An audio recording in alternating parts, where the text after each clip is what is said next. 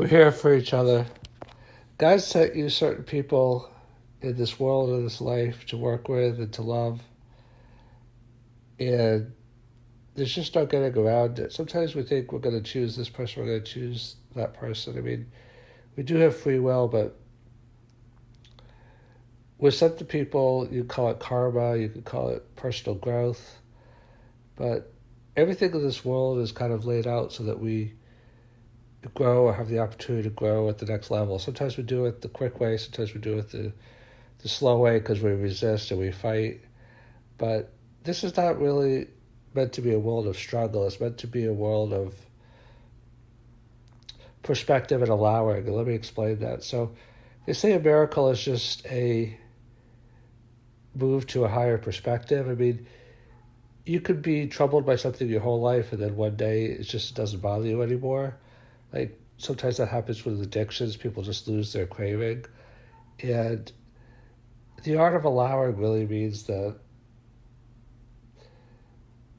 everything that's a blessing in the universe is already here for us. We just have to stop the blockages that prevent us from receiving it. So it's actually the struggle and the resistance that blocks us because it's a vibrational universe. And when you're in the vibration of love and joy and peace and acceptance, then you allow all the great things in your life to manifest that are consonant with that. And when you're struggling, I mean, we fight against other people because we want to use them as a means to an end rather than an end in themselves. And the people that you're struggling against in this world, if you could love and accept them, it doesn't mean to let them mistreat you or abuse you. But if you could just see the beauty in them for who they are and what they want in their lives, then it would release you either to have them removed from your life and other people come in, or to better your relationship with them. And I want to focus in this podcast on just releasing people to be who they are. We're not meant to become attached to things in this world. We're meant to enjoy the things of this world. And that's a critical difference. And that includes people. People are who they are, and we don't control them.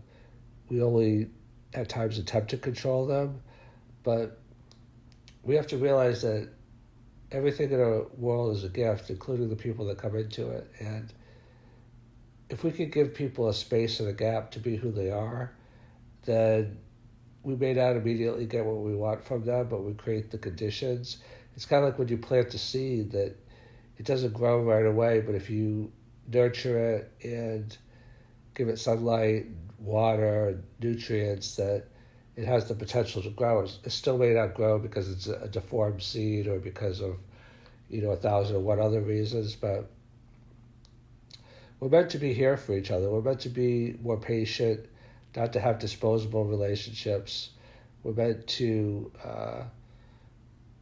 grow a real relationship and community. I mean, think about what happens when you come out on the other side of relationships, like when you have not struggle, but when you have differences of opinion and